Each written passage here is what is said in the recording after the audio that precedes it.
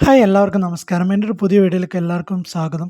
അപ്പോൾ നമ്മുടെ തൊഴിലുറപ്പ് പദ്ധതി മാറി വികസിത് ഭാരത് തൊഴിലും ഉപജീവനവും ഉറപ്പ് നൽകുന്ന ദൗത്യം ഗ്രാമീൺ എന്ന് ആക്കിയിട്ടുണ്ട്. അതിൻ്റെ ചുരുക്ക പേരാണ് VBG റാംജി എന്ന് പറയുന്നത്. അപ്പോൾ അതിൻ്റെ 318 വർക്കുകളിലെ പ്രവൃത്തികളെ കരട് ലിസ്റ്റ് നിലവിൽ പ്രസിദ്ധീകരിച്ചിട്ടുണ്ട്. അപ്പോൾ കരട് ലിസ്റ്റ് നമ്മുടെ ഗ്രൂപ്പിലൊക്കെ വന്നതാണ്. നമ്മളെ ഗ്രൂപ്പിലും അല്ലാതെയൊക്കെ വന്നിട്ടുണ്ട്. പലരും നിങ്ങളെ കയ്യിലും കിട്ടിയിട്ടുണ്ടാവും.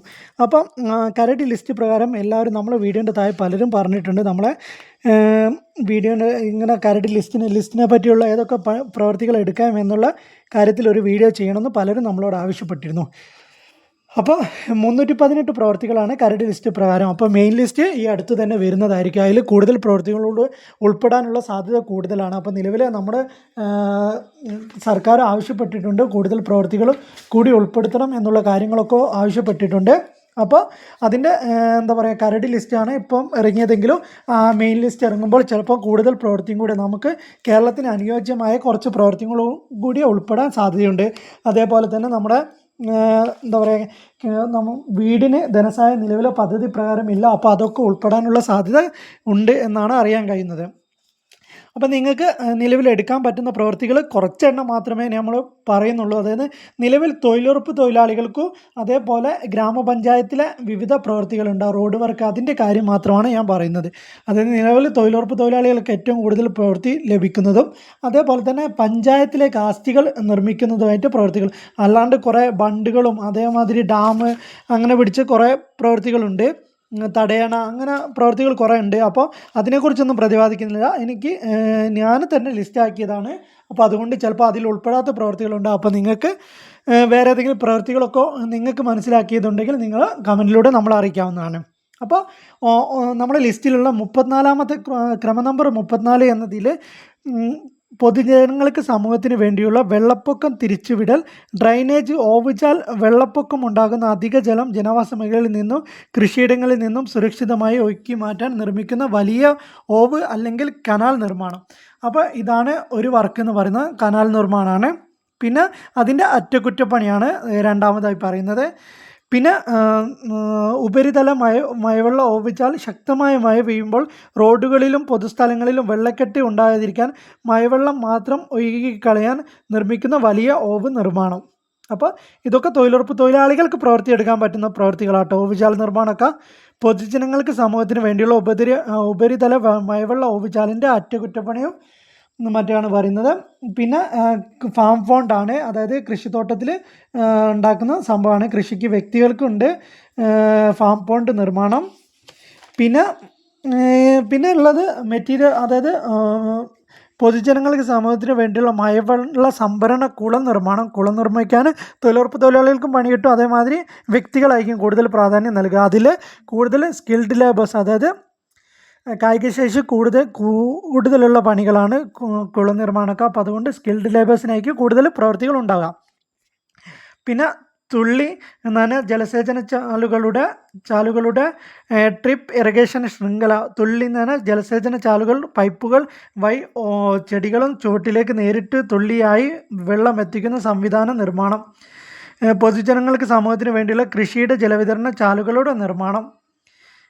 പിന്നെ കൃഷിയുടെ വിലതന ചാലുകളുടെ അറ്റകുറ്റപ്പണി, അങ്ങനെ പ്രവർത്തിക്കുന്നു. പിന്നെ മെയിനായിട്ട് തൊഴിലുറപ്പ് തൊഴിലാളികൾക്ക് പ്രവൃത്തി ഇപ്പോൾ നിലവിൽ പല പഞ്ചായത്തിലും എടുത്തുകൊണ്ടിരിക്കുന്ന ഒരു പദ്ധതിയാണ് വ്യക്തിഗത ആവശ്യത്തിനുള്ള സ്റ്റാഗേർഡ് കോണ്ടൂർ കിടങ്ങുകളുടെ മലഞ്ചെരുവുകളിൽ, അതിൻ്റെ ബ്രാക്കറ്റിൽ വരുന്ന കേട്ടോ, മലഞ്ചെരുവുകളിൽ ഒരേ ഉയരമുള്ള വരികളിൽ ഒന്നിടവിട്ട് വിടവുകൾ നൽകി തട്ടുകളായി നിർമ്മിക്കുന്ന നീളമില്ലാത്ത ചെറു കിടങ്ങുകൾ. ഇത് ജലസംരക്ഷണം, മണ്ണൊലിപ്പ് തടയാനും സഹായിക്കുന്നു നിർമ്മാണം. അപ്പം വ്യക്തിഗത ആവശ്യത്തിനുള്ള സ്റ്റാഗേർഡ് കോണ്ടൂർ കിടങ്ങുകളുടെ നിർമ്മാണമാണ്. ഇത് തൊഴിലുറപ്പ് തൊഴിലാളികൾക്ക് കൂടുതൽ പ്രവൃത്തി ലഭിക്കുന്ന ഒരു പണി കൂടിയാണ്. പിന്നെ മുളത്തൈ നടലും പരിപാലനവും വനവൽക്കരണത്തിൽപ്പെട്ട ഒരു പ്രവൃത്തിയാണ്. പിന്നെ കുറച്ച് റോഡ്, അതായത് റോഡ് ടാറിങ് ഉണ്ട്, അതേമാതിരി റോഡ് റീടാറിങ് ഉണ്ട്. റീടാറിങ് മീൻസ് മെയിൻ്റനൻസിൽ വരുന്ന വർക്കുകളാണ്. പിന്നെ റോഡ് കോൺക്രീറ്റ് ഉണ്ട്, അതേമാതിരി സിമൻറ്റ് ഇൻ്റർലോക്കിംഗ് സംവിധാനം ഉണ്ട്. അങ്ങനത്തെ പിടിച്ച റോഡ് വർക്ക് പല പദ്ധതികളും ഇതിൽ പറയുന്നുണ്ട് കേട്ടോ. നിലവിൽ മുന്നൊന്നും റോഡ് ടാറിങ് വർക്കുകളൊന്നും നിലവിൽ ഉൾപ്പെടുത്തിയിരുന്നില്ല. അപ്പോൾ ഇപ്പോൾ ടാറിങ്ങും എല്ലാം പറ്റും എന്നാണ് പറയുന്നത്. പിന്നെ കുറച്ച് കെട്ടിടങ്ങളാണ്. അംഗനവാടി കെട്ടിട നിർമ്മാണമുണ്ട്, പിന്നെ കെട്ടിടത്തിൻ്റെ അറ്റകുറ്റപ്പണിയുണ്ട്, പഞ്ചായത്ത് ഓഫീസ് കെട്ടിട നിർമ്മാണമുണ്ട്, ഗ്രാമപഞ്ചായത്ത് കെട്ടിടത്തിൻ്റെ അറ്റകുറ്റപ്പണിയുണ്ട്, പിന്നെ സർക്കാർ സ്ഥാപനങ്ങളുടെ അതിർത്തി മതിൽക്കെട്ട് അറ്റകുറ്റപ്പണി സംരക്ഷണമുണ്ട്, കല്യാണ മണ്ഡപം കമ്മ്യൂണിറ്റി ഹാൾ നിർമ്മാണം കേട്ടോ. അതൊക്കെ പൊതുവാണ്, അല്ലാണ്ട് വ്യക്തികൾക്കല്ല. പിന്നെ കമ്മ്യൂണിറ്റി ഹാളിൻ്റെ അറ്റകുറ്റപ്പണി, ആരോഗ്യ കേന്ദ്രം, റൂറൽ ഹെൽത്ത് സെൻറ്റർ കെട്ടിട നിർമ്മാണം, ആരോഗ്യ കേന്ദ്രത്തിൻ്റെ അറ്റകുറ്റപ്പണി, സമൂഹത്തിന് ഗ്രാമീണ വായനശാല ഒക്കെ പൊതുവായിട്ട്, അല്ലാണ്ട് വ്യക്തികളോ അല്ലെങ്കിൽ സംഘടനകൾക്കോ ഉണ്ടാക്കുന്ന അല്ല, പൊതുവായ പഞ്ചായത്തിന് എഴുതി കൊടുത്താൽ മാത്രമേ വായനശാല കെട്ടിട നിർമ്മാണമൊക്കെ ഇതിൽ ഉൾപ്പെടുത്താൻ പറ്റുള്ളൂ. സ്കൂളിൽ അധിക ക്ലാസ് റൂം നിർമ്മിക്കൽ, അതേമാതിരി സ്കൂളുകളിൽ നിർമ്മിച്ചിട്ട് അധിക ക്ലാസ് റൂമുകളുടെ അറ്റകുറ്റപ്പണിയും സംരക്ഷണവും, അങ്ങനത്തെ ഒട്ടുമിക്ക മെറ്റീരിയൽ പ്രവൃത്തികൾ കൂടുതലാണ്. ഇത് പുതിയ പദ്ധതി കൊണ്ട് ആസ്തി നിർമ്മാണം, എന്താ പറയുക, ഡെവലപ്മെൻറ്റ്, വികസനം എന്നുള്ള ഇതിൽ അധിഷ്ഠിതമായിട്ടാണ് പ്രവൃത്തികൾ ഉണ്ടാക്കിയിരിക്കുന്നത്. അപ്പോൾ അതുകൊണ്ട് തന്നെ അധിക കായികശേഷി കൂടിയ പ്രവൃത്തികളാണ് കൂടുതലായിട്ടുള്ളത്. അപ്പോൾ അത് ശരിക്കും പറഞ്ഞാൽ നല്ലതാണ്. അതായത് നമ്മളെ ആസ്തികൾ നിർമ്മിക്കുന്നതോടെ നമ്മളെ വികസിക്കാനും സാധിക്കും. അപ്പോൾ പക്ഷേ ഇത് മെയിനായിട്ട് വരുന്ന പ്രശ്നം എന്താണെന്നാണ്, നമ്മൾ തൊഴിലുറപ്പ് തൊഴിലാളികൾക്ക് ഇപ്പോൾ തന്നെ ഈ കുയ്യൊന്നെടുക്കാൻ തൊഴിലുറപ്പ് 60 വയസ്സ് കഴിഞ്ഞ തൊഴിലാളികളാണ് നമ്മളിതിൽ 60%. അപ്പോൾ അവർക്കൊന്നും സാധിക്കാത്ത പ്രവർത്തികളാണെന്നാണ് പലരും നമ്മളോട് പറയുന്നത്. പക്ഷേ എന്നിരുന്നാൽ പോലും നിങ്ങൾക്ക് കഴിവിൻ്റെ പരമാവധി ചെയ്ത് മുന്നോട്ട് പോവുക. അപ്പോൾ കായികശേഷി ഗ്രൂപ്പൊക്കെ തിരിക്കുകയാണെങ്കിൽ കായികശേഷി കുറഞ്ഞവരെയും കൂടിയവരൊക്കെ തിരിച്ച് ഗ്രൂപ്പായിട്ട് തിരിച്ച് കൊടുക്കുക. ഇതിപ്പോൾ നിലവിൽ 1 കുഴി 2 കുഴിയാണെന്നുകൊണ്ട് ഒരാൾ കുത്തേണ്ടത്. അപ്പോൾ അങ്ങനെയൊക്കെ ആകുമ്പോൾ ഗ്രൂപ്പാക്കി ചെയ്യിക്കുന്ന പ്രവൃത്തികളൊന്നും ആയിരിക്കില്ല. അപ്പോൾ അതൊക്കെ എന്താ പറയുക, ബുദ്ധിമുട്ടാകും. എന്താ പറയുക, വലിയ എന്താ പറയുക, ശാരീരികമായി ഇതില്ലാത്തവർക്കൊക്കെ ബുദ്ധിമുട്ടാകും. പിന്നെ അംഗനവാടികൾ ശൗചാലയ നിർമ്മാണമുണ്ട്, സാനിറ്ററി കോംപ്ലക്സ് ഉണ്ട്, സാനിറ്ററി കോംപ്ലക്സ് അറ്റകുറ്റപ്പണി ഉണ്ട്. അങ്ങനെ പിടിച്ച ഒരുവിധം മെറ്റീരിയൽ വർക്ക്, അതായത് നമുക്ക് വേണ്ട പൊതുവായതിന് എല്ലാവിധ ഇതും പ്രവൃത്തികളും ഇതിൽ ഉൾപ്പെടുത്തിയിട്ടുണ്ട്.